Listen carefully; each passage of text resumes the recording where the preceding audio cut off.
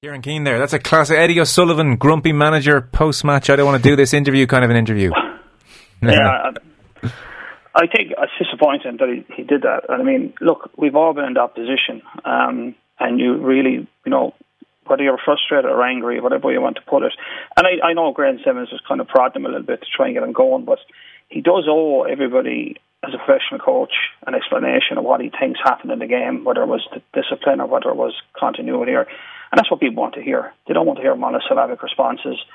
And I think he should make the effort. I understand how frustrated he was. I watched the game. I thought they had done the deal. And like I've had that experience against France in Croke Park. I didn't want to impose my interview after that game, but that's your job. You go and you explain to people what you think happened, and you get on with it. And I don't think it's a good thing. I think as well it doesn't help me.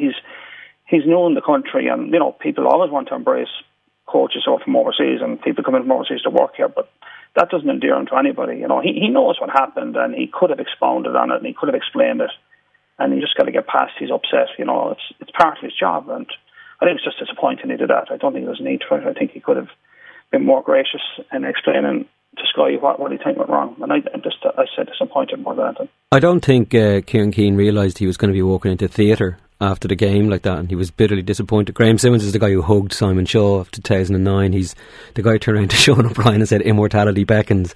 It's like it's a Sky Sports cartoon character stuff. Like I didn't hear Michael Corcoran's interview, but I saw Alan Quinlan tweeting that he was equally grumpy with Corcoran. His tone, I actually was kind of endeared to him afterwards. You're a grumpy sort, They just blew it, and he just said, "I'm not giving you anything you want here." He didn't have any answers. Yeah. There was the lack of putting on a show, which was kind of impressed me.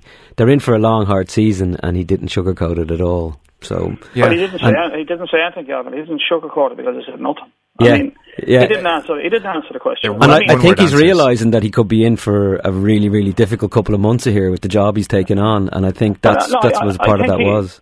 I don't think that's the issue. I think he was in a bad mood after the game. We've all had those days.